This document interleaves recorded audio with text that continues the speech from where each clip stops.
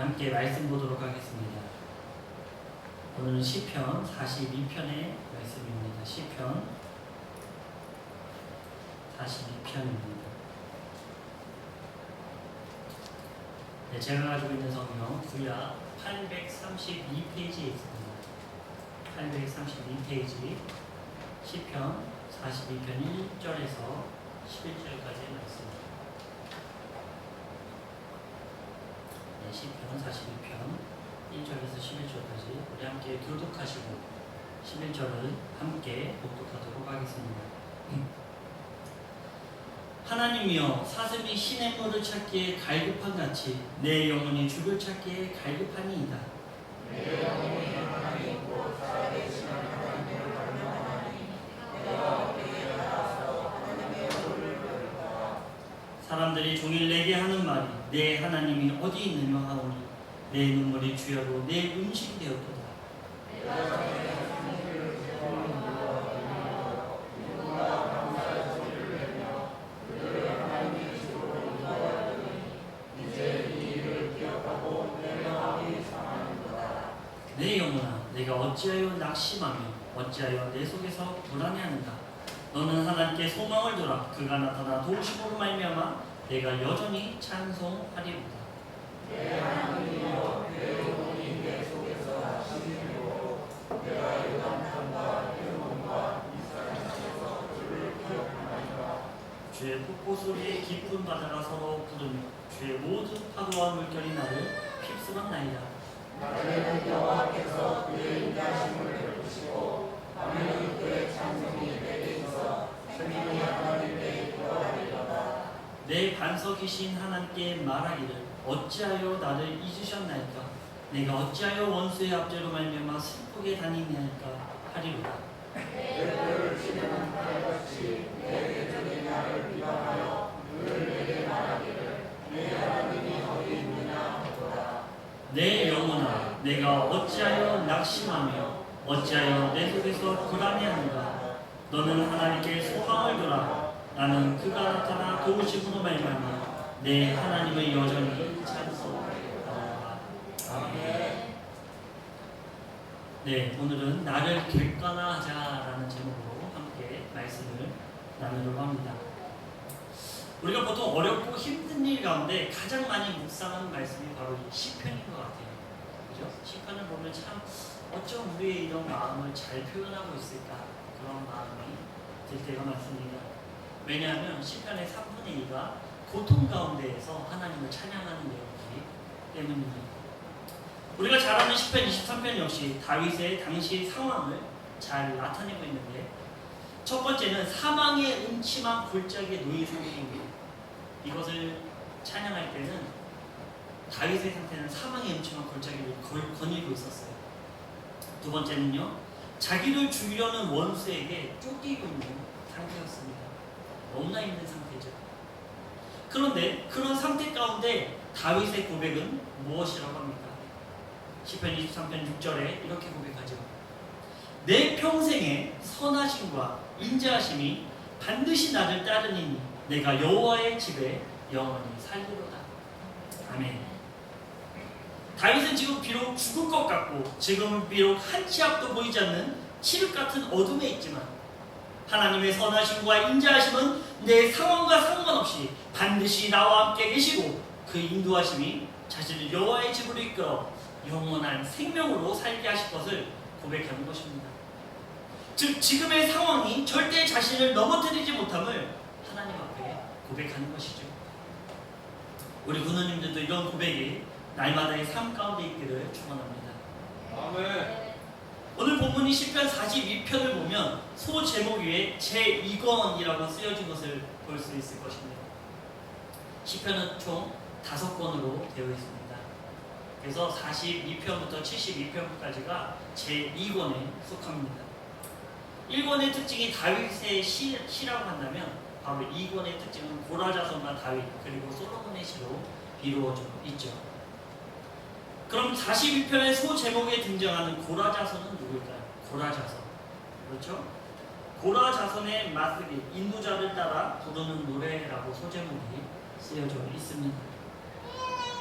이 고라 자손은 민수기 16장에 등장하는 이들로 레위 지파 사람으로 모세와 아론에게 반기를 든 사람들입니다. 그 반기의 내용은 무엇일까요? 민수기 16장 3절에 이렇게 기록하고 있습니다. 그들이 모여 모세와 아론을 거슬러 그들에게 이르되 너희가 분수에 지나도다. 회중이 다 각각 거룩하고 여호와께서도 그들 중에 계시거늘 너희가 어찌하여 여호와의 총회 위에 스스로 높이느냐. 무슨 말이죠? 아니 하나님이 우리 모두에게 함께 계시는데 왜 너희들만 잘난다라고 하냐. 이런 얘기를 하는 거예요. 우리도 너희가 할 수 있는 것을 할 수 있으니 우리에게도 제사장 자리 한 자리 줘라. 그 얘기를 지금 하고 있는 것이죠. 결국 이들은 어떻게 될까요? 모세와 아론에게 반기를 들었더니 고라 어떻게 되었을까요? 16장 31절에서 35절의 내용인데요. 땅이 입을 벌려 이들을 삼켜 회중 가운데 망하게 됩니다.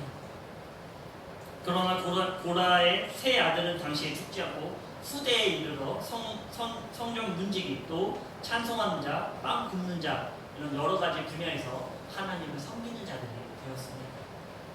우리는 이런 기본적인 지식을 가지고 오늘의 말씀을 함께 나누기 원합니다. 1절에 보면 목마른 사슴이 시냇물을 찾기에 갈급한 같이 내 영혼이 주를 찾기에 갈급합니다 라고 고백을 하고 있습니다. 여기서 갈급한 같이라는 이 단어의 원어는 바로 아라그라는 단어를 써요. 근데 이 뜻은 지독한 가뭄 때 숨이 넘어가기 직전에 할딱거리는 상태를 나타내고 있어요. 사람이 죽기 전에 숨을 되게 할딱할딱거리잖아요. 그죠? 그 상태를 나타내는 것이 바로 이 아라그라는 단어를 쓰고 있다는 것이죠. 이와 같은 단어를 쓴 곳은 요엘서 1장 20절에 유일하게 등장합니다. 그 내용이 이렇죠. 들 짐승도 주를 향하여 할딱거리오니 시내가 다 마르고 들의 풀이 불에 탔음이니이다. 바로 아라그가 쓰인 두 구절 모두 극심한 가뭄 가운데 물이 없음으로 인해 죽게 된 상태를 나타내고 있죠. 그렇습니다. 시편 기자의 첫 고백은 그 사슴이 목이 말라 죽게 된 상태에서 울부짖으며 시냇물을 찾은 것 같이 나의 영혼이 주님을 울부짖으며 찾습니다. 이렇게 고백하고 있는 것입니다.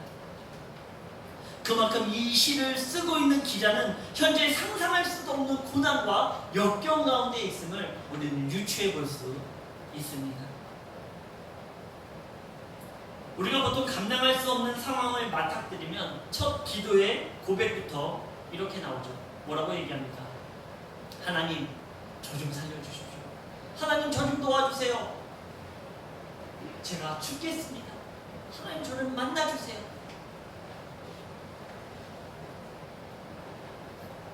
바로 현재 시편의 기자가 이와 같이 너무나 힘들고 다급한 상황에 놓여 있다는 사실이죠.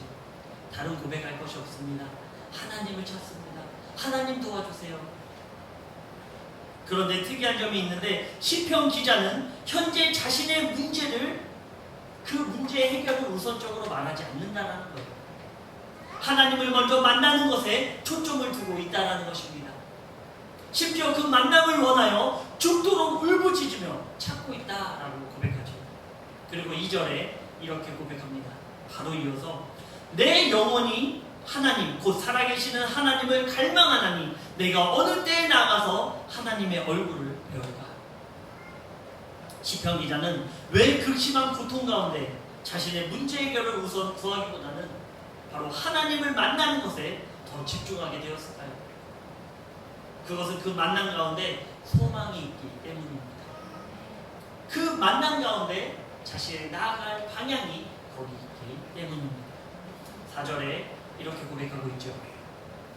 내가 전에 성의를 지키는 무리와 동행하여 기쁨과 감사의 소리를 내며 그들을 하나님의 집으로 인도하였더니 이제 이 일을 기억하고 내 마음이 상하는도다.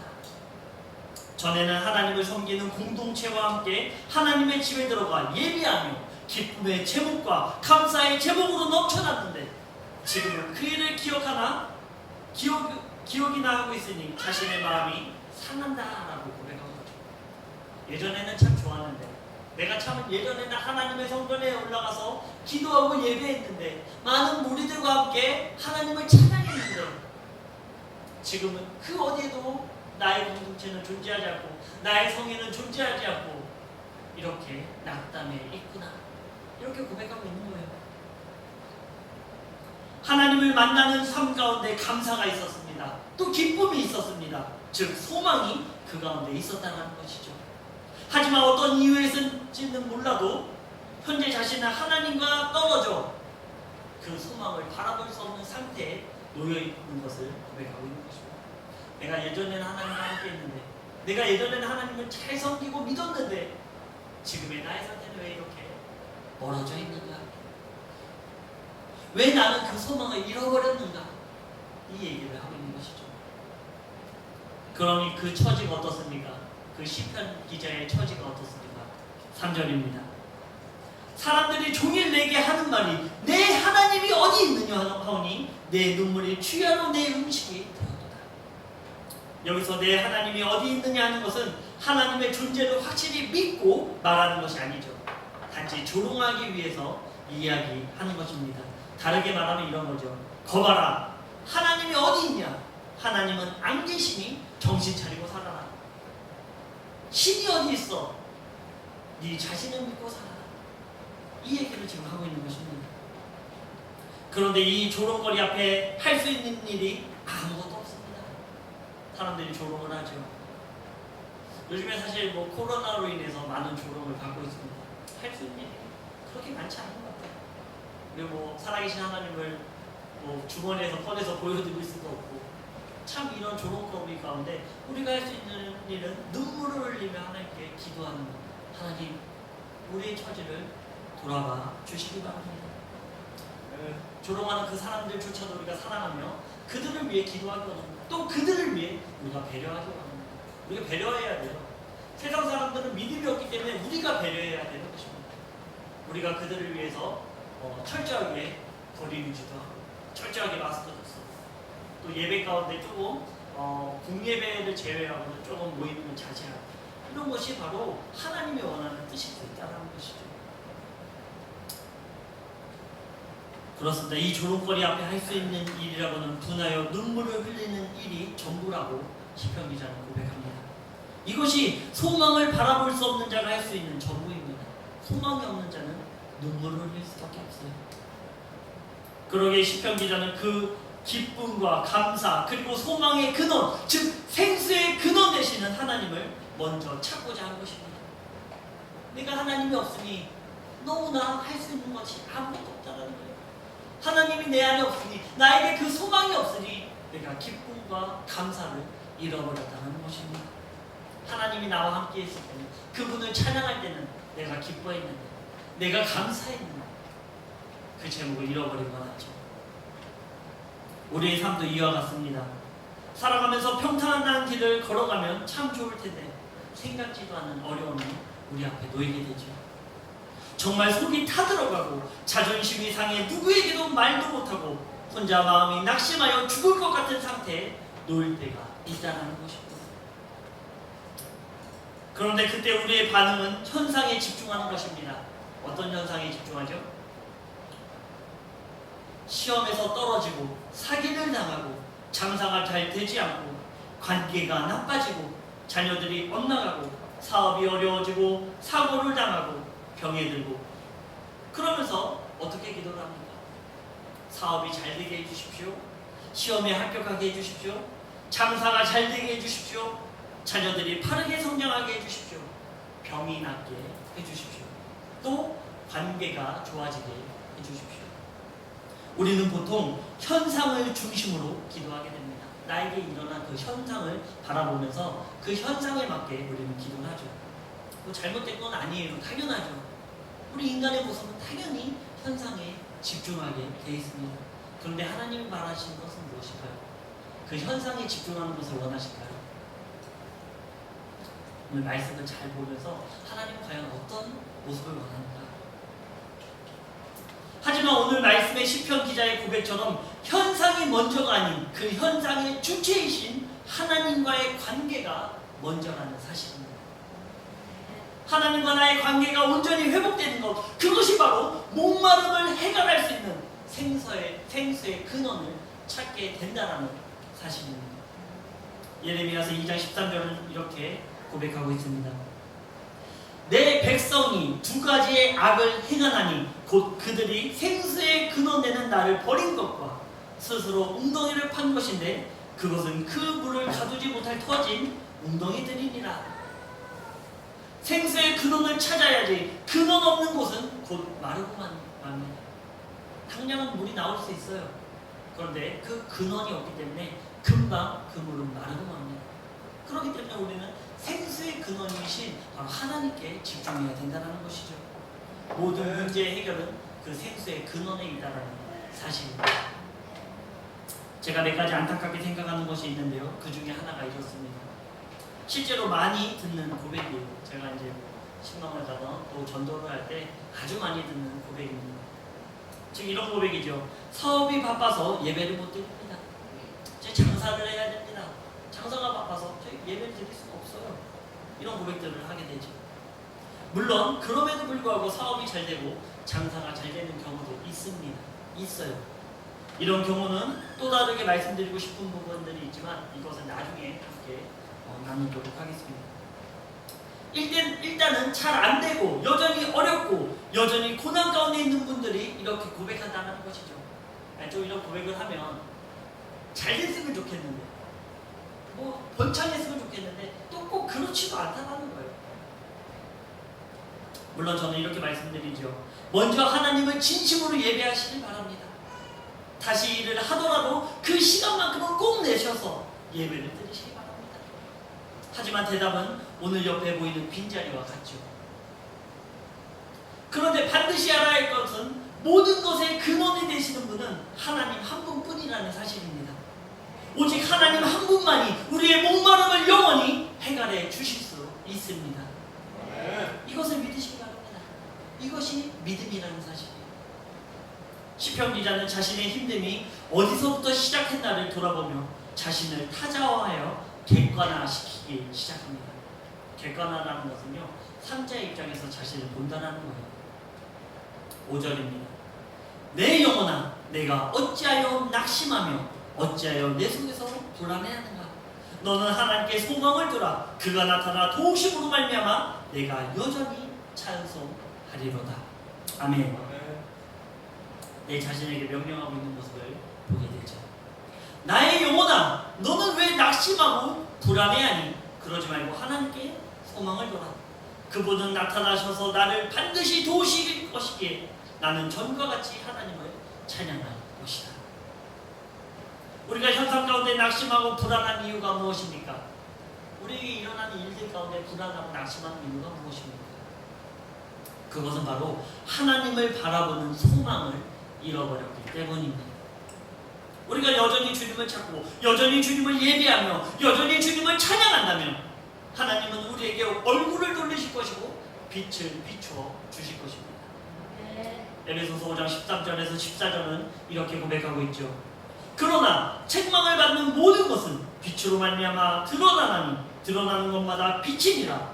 그러므로 이르시기를 잠자는 자여 깨어서 죽은 자들 가운데서 일어나라. 그리스도께서 너에게 비추시리라 하셨느니라. 아멘.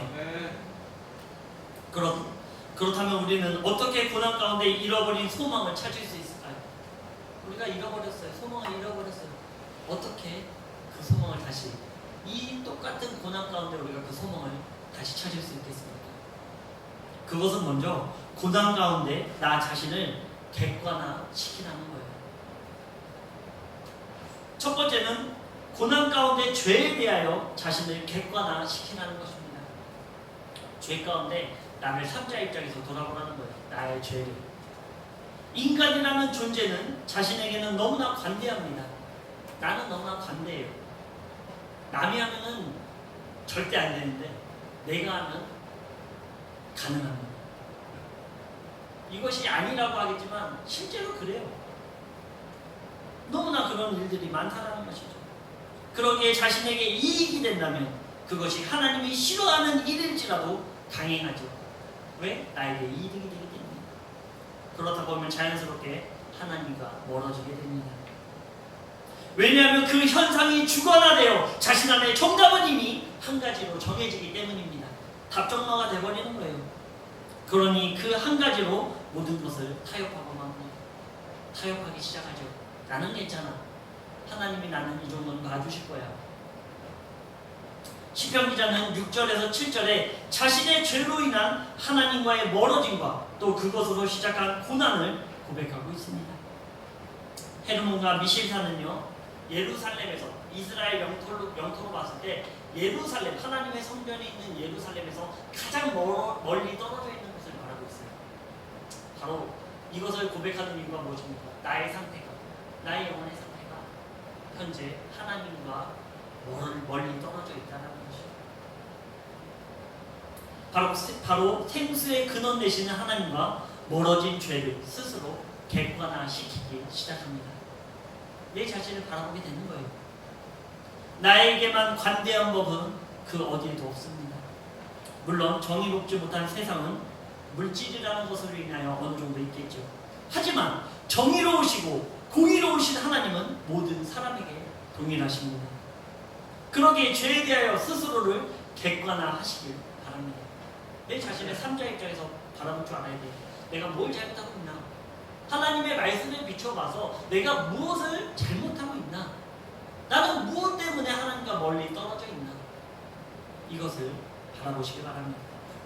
두 번째로는요, 고난 가운데 연단에 대하여 객관화시키라는 거예요. 이런 일들이 나에게 왜 일어나는 거예요? 오늘 고난의 주체는 누구라고 얘기하고 있습니까? 7절에 보면요, 주의 폭포 소리에 깊은 바다가 서로 부르며 주의 모든 파도와 물결이 나를 휩쓸었나이다. 고난의 주체가 누구입니까? 하나님이라는 사실이에요. 그럼 그 고난의 시험을 하나님께서 하시겠습니까? 이것은 우리를 위한 연단이시죠. 하나님께서 우리를 사용하기 위한 연단이라는 사실입니다. 이것은 시편 기자를 사용하시고자 하는 하나님의 계획 가운데 겪는 고난이라는 사실입니다. 우리는 이러한 연단을 객관화하여 하나님의 뜻을 알아야 한다는 것입니다.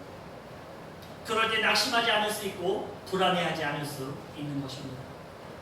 고난이라는 현상에 함몰되어 주관화시키면 그럼에도 불구하고 도우시는 하나님의 연단의 손길을 보지 못하고 낭망하여 포기하게 됩니다. 이 고난이 나에게 왜 왔는지를 알면 우리는 이겨낼 수 있어요. 아, 하나님께서 나를 사용하시기 위한 고난이구나. 아, 하나님께서 나를 사용하시기 위한 연단이구나. 나의 가정, 나의 자녀를 사용하기 위한 하나님의 계획이구나. 이것을 우리가 깨달아 안다면 불안해하거나 두려워하지 않을 수 있습니다. 그런데 그것을 모르기 때문에, 그것을 내 안에서 연단을 객관화시키지 못하기 때문에 우리는 힘들고 어려워진다는 사실이죠. 제가 주변의 지인들을 보면 분명한 하나님의 뜻이 보임에도 불구하고 여러 고난을 겪는 것을 보게 됩니다. 제가 봤을 때 이거는 정말 하나님께서 쓰는 것이 분명한데, 그런데 그들의 삶은 여전히 힘들고 어려운 거예요. 그곳에서 제가 삼자 입장에서 바라보는 그것은 바로 하나님께서 저 영혼을 사용하시겠구나. 하나님께서 저 영혼을 붙잡고 계시구나. 그것이 우리 시각으로 보인다는 사실이죠.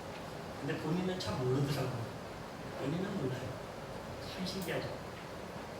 저한테 와서 상담을 사관님 정말입니까? 정말입니다. 정말이에요. 믿으시기 바랍니다. 네, 마지막으로는요, 고난 가운데 믿음을 객관화해야 된다는 거예요.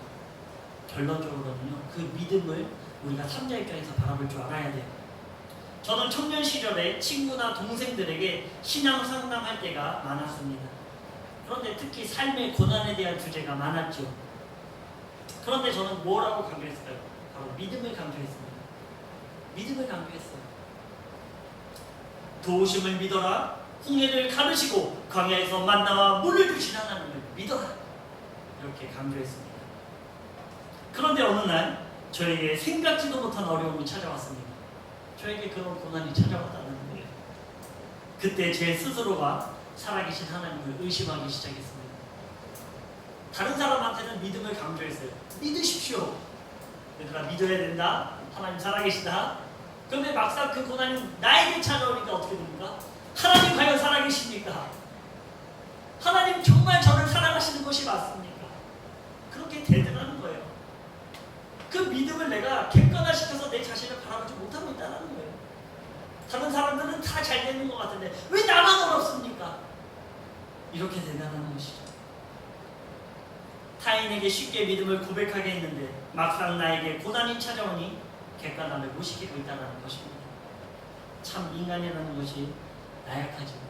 참 인간인 것이 참 이렇게 모자른 존재입니다. 그때부터 나의 모든 문제를 쉽게 생각하려 노력했습니다. 아, 이것이 내 자신을 바라보지 못하는 것이구나. 이것이 바로 믿음을 바라보지 못하는 나의 모습이구나 를 깨닫고 저는 그때부터 노력하기 시작했어요. 한 번에 이루어지지 않더라고요. 훈련이 중요한 것입니다. 역도 선수 장미란이 처음부터 임상과 용성을 합하여 326kg를 든 것이 절대로 아닙니다. 노련한 코치와 함께 계속해서 훈련했기 때문에 가능했다는 사실이죠. 모든 것을 객관화시키는 것은 하루아침에 되는 일이 절대로 아닙니다. 우리의 노련한 하나님의 그 코치를 받아 우리 날마다의 삶 가운데 훈련해야 돼요. 뛰어넘어야 돼요. 1단계를 넘었습니까? 100kg를 들었습니까? 이제 150kg, 200kg, 250kg, 300kg, 350kg. 그렇게 내 자신이 훈련되어지는 것입니다.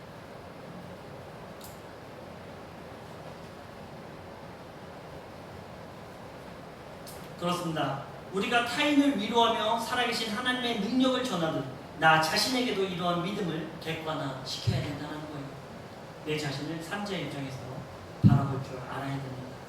죄에 대하여, 또 연단에 대하여, 그리고 믿음에 대하여 내 자신을 삼자의 입장에서 바라보시기 바랍니다. 삼자의 입장은 가장 좋으신 분은 바로 예수님, 바로 예수 그리스도가 나의 삼자의 입장에 계셔야 되죠. 모든 고난을 이겨내시고 모든 핍박을 이겨내시며 또 우리를 사랑하는 마음으로 그 연단을 훈련받아 지키셨던 그 예수님이 우리의 시각이 되어야 된다는 것입니다. 우리는 고난이라는 현실 가운데 나 자신을 주관할 때가 너무나도 많습니다. 그러나 그 고난을 벗어나기 위해서는 제3자의 시각으로 나의 현실을 객관하여 마주할 필요가 있습니다. 그때서야 비로소 고난이라는 현실에서 벗어나 살아계신 하나님을 바라보게 되는 것입니다. 지금 생각지도 못한 고난 가운데 낙심하며 불안해하고 계시지 않습니까? 하지만 기억하시기 바랍니다. 우리의 고난은 지금의 현상이 아닌 내 안에 하나님의 부재가 가장 큰 고난이라는 사실입니다. 이제는 나 자신, 나 스스로를 객관화시켜 명령하시기 바랍니다. 내 영혼아, 내가 어찌하여 낙심하며 어찌하여 내 속에 불안해하는가? 너는 하나님께 소망을 두라. 나는 그가 나타나 도우심으로 말미암아 내 하나님을 여전히 찬송하리로다. 아멘. 우리는 오늘도 살아계신 하나님께 소망을 두며 그간에 내 자신을 객관하여 바라보시고 주님의 이름으로 축원드립니다. 아멘. 함께 기도하겠습니다. 능력의 하나님 아버지 감사합니다. 우리의 삶은 여러 형태로 나타나는 고난과 같습니다. 그러나 우리가 그 현상을 바라보며 그 현상에 주관하여 살아가는 것이 아닌 살아계시고 우리 가운데 동행하시는 주님의 시각으로 내 자신을 바라보며 객관하여 하나님의 소망을 부여잡는 우리 모두가 될 수 있도록 주님께서 인도하여 주시옵소서. 아멘. 세상에 일어나는 일은 우리를 범접할 수 없음을 고백합니다. 오직 살아계신 하나님만이 우리를 주관하고 계시오니 우리를 붙잡아 주시고 예배 가운데 우리를 소생시켜 주시옵소서.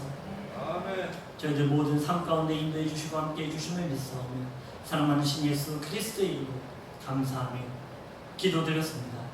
아멘.